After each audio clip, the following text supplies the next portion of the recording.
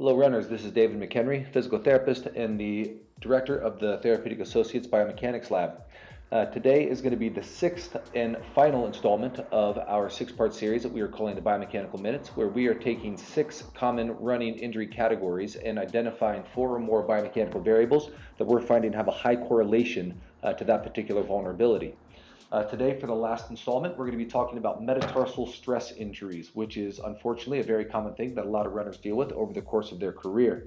And we're going to pull out 4 different biomechanical variables that we are seeing have a high correlation to that particular injury category. So we are going to first look at rear foot biomechanics, and we're going to look at the orientation of the calcaneus at mid-stance and the orientation of the Achilles angle at mid-stance. So what the system is doing is it is looking at the calcaneal bisection. So we have a dot on the bottom and the top of the calcaneus for our runner. And the system is looking at the line that goes straight through that in relationship to vertical. And for our runner right now, we have 0 degrees, which means that the calcaneus is perfectly vertical, which is what we want to see. The Achilles angle is looking at the line between the calcaneal bisection and the line between the Achilles bisection, which is the dot here and the dot up here in the mid-belly of the calf. So the Achilles angle for our runner is at 5 degrees, and we don't want to see an angle more than 10 degrees. So on the right side, our runner is showing that they have great calcaneal orientation and a really healthy Achilles angle. Now we come to the left side, and we're going to see something very different. We will see on the left side that the calcaneus goes into about 11 degrees of a calcaneal collapse, which is very, very excessive. We don't want to see much more than a couple of degrees beyond vertical. And then the Achilles angle is at 16 degrees, which is also very excessive.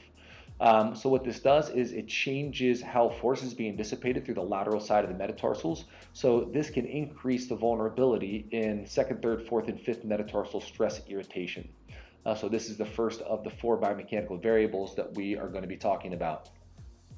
For the last 3, we're going to go to pressure plate data. And we're going to go to the foot force areas. And what the system has done is it has taken our runner's foot and it has compartmentalized it into the 1st metatarsal, 2nd, 3rd, 4th, 5th metatarsal, big toe, lateral toes, the midfoot is in green, and then medial and lateral rear foot is in purple and this line yellow. All of these zones come across and populate these graphs from initial contact at 0 to toe off 246 milliseconds. And we can look at toe pressure distribution, metatarsal stress distribution, midfoot and rear foot stress distribution from initial contact all the way to toe off. What we see on the right side, which is a really healthy foot, is we see that the 1st metatarsal is absorbing most of the force in addition to the 2nd metatarsal. 2nd metatarsal is absorbing a little bit more than we would like to see. We'd like to see the 2nd metatarsal below the 1st, but the 1st metatarsal is very high, absorbing close to about 250 newtons of force on this right side. Then the 2nd metatarsal is up fairly high as well. Then the 3rd, 4th, and the 5th is way down here. What we see on the left foot, which we already know has some dysfunction in rear foot kinematics, we see that the 1st metatarsal loading is way down here, only 100 newtons of force. 2nd and 3rd are really high. The 3rd is absorbing most of the force, as much as the 1st metatarsal on the right side, then the 2nd metatarsal, then the 4th metatarsal. The 1st metatarsal is way down here, close to the 5th metatarsal. Normally in a healthy foot, we see that the 5th metatarsal is only loading probably less than 50 newtons of force. This is what we see here on the right side. On the left side, our runner has close to 100 newtons of force. So 5th metatarsal, 2nd, 3rd, and 4th metatarsal are all at an increased likelihood of stress vulnerability and stress injuries. And what could be happening here is what we call a hypermobile first ray, where if the first ray is too flexible, it's too hypermobile, when the runner loads that first ray, it just kind of dorsiflexes out of the way, and then all that load goes through the 2nd, 3rd, 4th, and 5th metatarsal. So this is another one of the biomechanical variables that we look at that we know has a high correlation to metatarsal stress vulnerabilities. The next variable that we're going to look at is the what we call crossover. So we're going to go to a different slide here. And what we're looking at is we're looking at this chart down here, where we're looking at the green line, which is the center of mass of our runner. The blue line is the average position of the right foot strike in relationship to the midline. And then the red line is the orientation of the left foot strike in relationship to midline. We can see here that the left foot strike is far closer into the midline than the right foot strike. And we know that the left foot strike already has 2 of the biomechanical variables that we get concerned about. And now we start to see that she has a 3rd as well. where that left foot is landing a little bit too close to the midline. If we go back to the posterior view, what we can appreciate is that as that left foot lands underneath her center of mass, a little bit too close to the midline, that all of the center of mass up here in relationship to our base of support is just shifting some of that load lateral into the second, third, fourth, and fifth metatarsal. So having a foot that lands too close to midline is the third variable that we get concerned about. The last variable deals with the spine.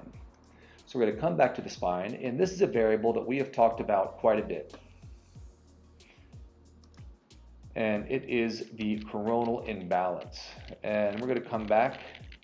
So here our runner is transitioning from toe off on the right side, and they are going into loading on the left side. So here we're in about peak loading on the left side.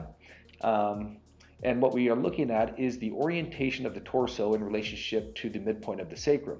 And how the system does that is it takes a dot right at the cervical-thoracic junction where the neck interfaces with the thoracic spine, drops a black line straight down, so we can look at that in relationship to the midpoint of the sacrum. And we can see that that black line is pretty far away from the midpoint of the sacrum. To get more definitive numbers, we can come up here and look at that coronal imbalance as it relates, or as it's measured in an angle. We can see that our runner's at 6 degrees of a left lateral shift right now. We have identified 4 degrees as a high end of normal. And if we come over here, we can see that she gets as much as 6 degrees of a right lateral shift and as much as 7 degrees of a left lateral shift. And as I said, 4 degrees is a high end of normal, 7 degrees is really, really high. So what happens is, as our runner is loading the left foot, and that center of mass has an excessive left lateral shift over that base of support, then that shifts a lot of that load into the lateral metatarsals and away from that first metatarsal, making those lateral metatarsals more vulnerable.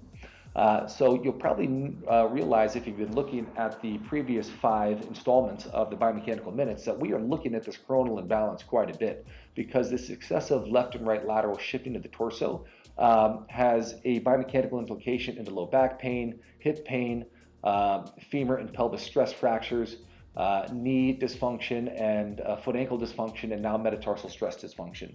So this becomes a really, really big variable that we think correlates to a lot of injury predisposition. So that is the 4th, and that is the last installment of the Biomechanical Minutes. Thank you all for watching. Hopefully you have learned something. If you are a runner and you would like to get a biomechanical test, feel free to call the lab. We'd love to get you in, or call any of our Therapeutic Associate clinics, and they will help initiate the whole process of getting you in for a full biomechanical evaluation. Stay tuned to our social media. We'll continue to post more information, and we'll continue to just provide as much information as we can for the running community. Thanks for watching.